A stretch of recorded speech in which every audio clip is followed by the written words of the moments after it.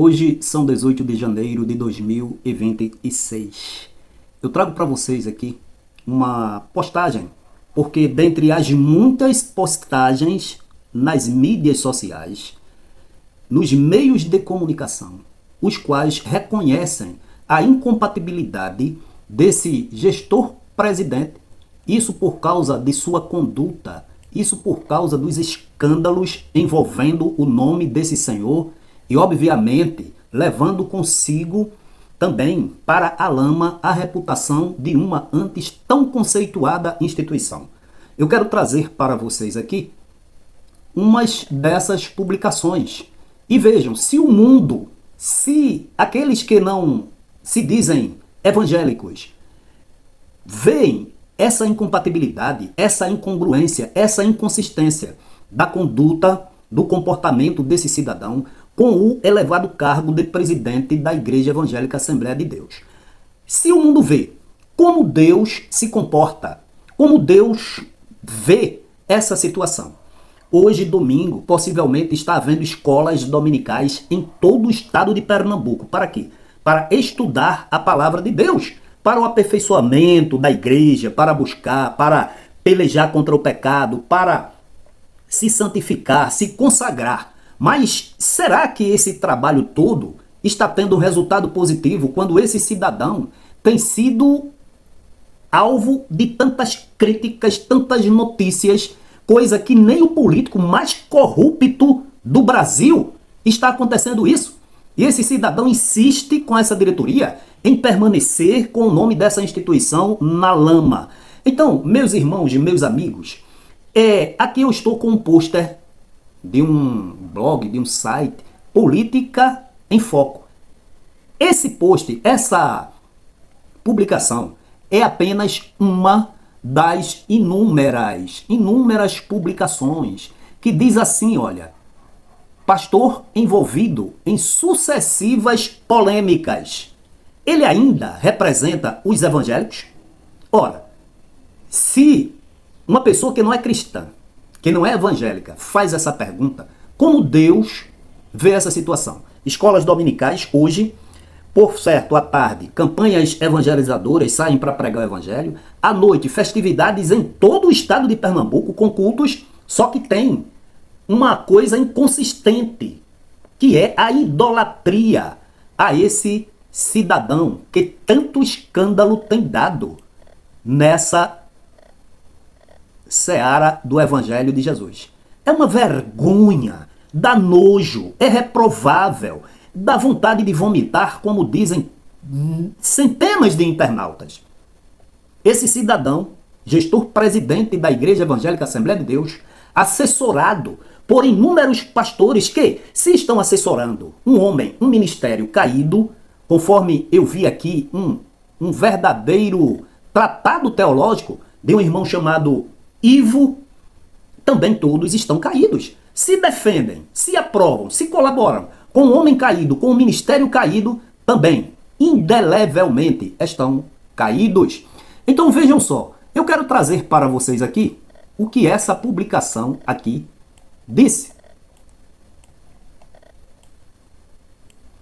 Política em Foco. Nos últimos meses, o nome do pastor Ailton José Alves voltou ao centro do debate político em Pernambuco. Veja que vergonha. Centro do debate político. Desta vez, após decisão judicial que reconheceu o abuso do sistema de justiça e resultou em condenação por danos morais. O episódio reacende uma discussão maior. Até que ponto figuras religiosas envolvidas em controvérsias conseguem manter legitimidade como representantes da fé evangélica? Ele está perguntando até que ponto. Aí eu respondo, nenhuma.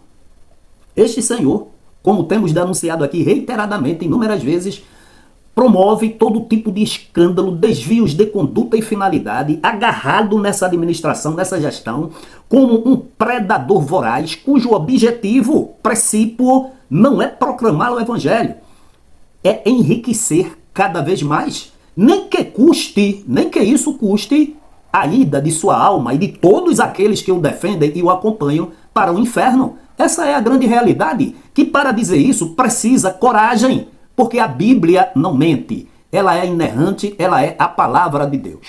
Prosseguindo aqui, na postagem, diz: o caso recentemente divulgado e já repercutido neste blog trouxe à tona críticas sobre o uso do judiciário como instrumento de intimidação contra cidadãos que exerceram o direito constitucional de denunciar possíveis irregularidades.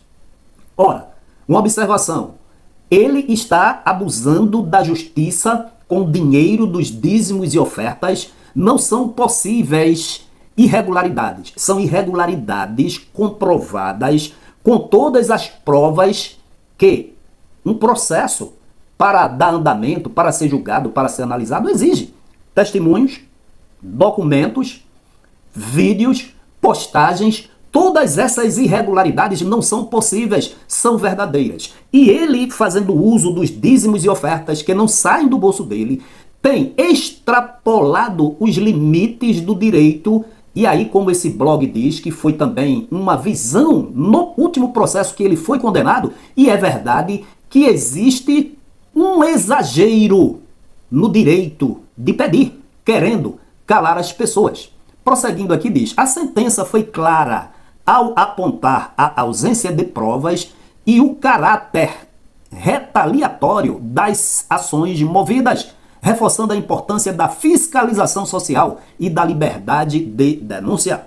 Traduzindo, as irregularidades são tantas, os escândalos são tamanhos e indescritíveis, todos com provas fundamentais na justiça comum, na justiça criminal, na delegacia de combate à corrupção e repressão ao crime organizado, na Polícia Federal, no Ministério Público, com testemunhos, com documentos, com fotografias, com extratos bancários, no caso da rachadinha, com depoimentos sobre o compromisso de falar a verdade no Ministério Público, na Polícia Federal, em processos judiciais criminais, cíveis. E por que esse cidadão ainda continua insistindo em se manter na direção da igreja? A custo de quê?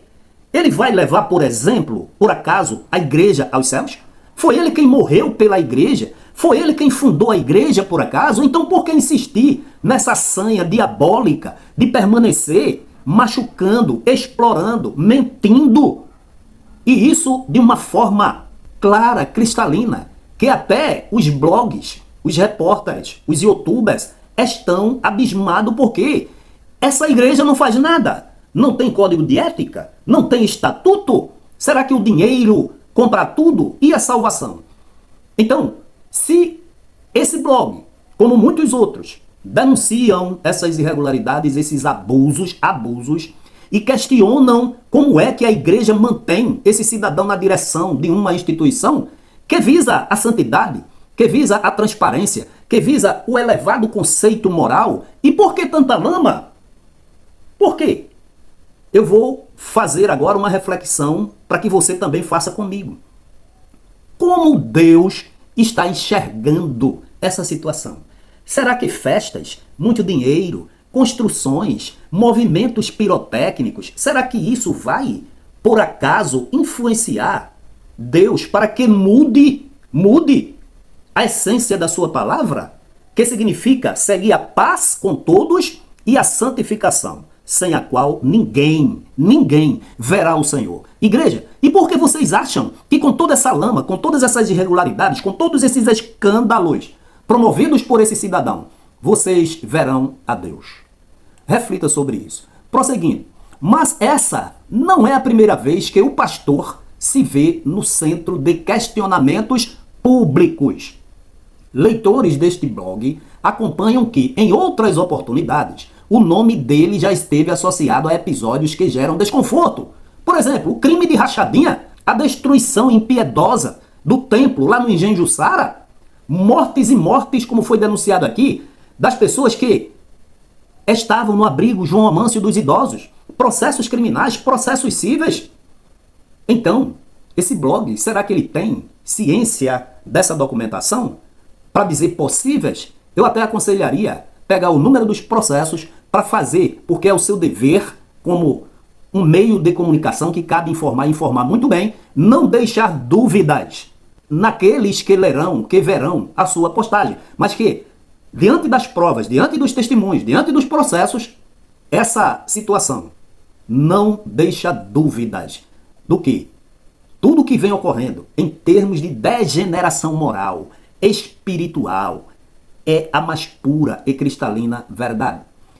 Prosseguindo, leitores deste blog acompanham que, em outras oportunidades, o nome dele já esteve associado a episódios que geram desconforto, divisão de opiniões e desgaste de imagem, especialmente em um momento em que a sociedade cobra mais transparência, responsabilidade e coerência de lideranças religiosas que também exercem influência política e social.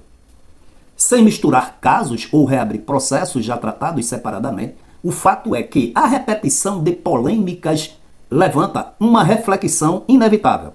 Lideranças religiosas, sobretudo aquelas que se colocam como porta-vozes de valores morais e espirituais, são constantemente avaliadas, não apenas por discursos, mas por atitudes. Ou seja, as atitudes, os descaminhos desse senhor, desse cidadão à frente dessa igreja, tratam de reprová-lo 100% com relação às qualidades necessárias para dirigir um grupinho evangélico, falar a 1, 2, 3 pessoas. Imagina, milhares de cristãos.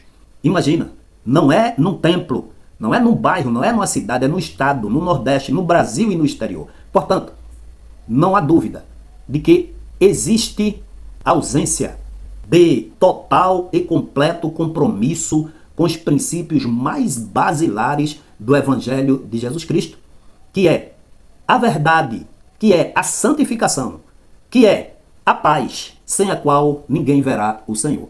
Diante disso, fica a pergunta que ecoa nas ruas, nas igrejas e nas redes sociais.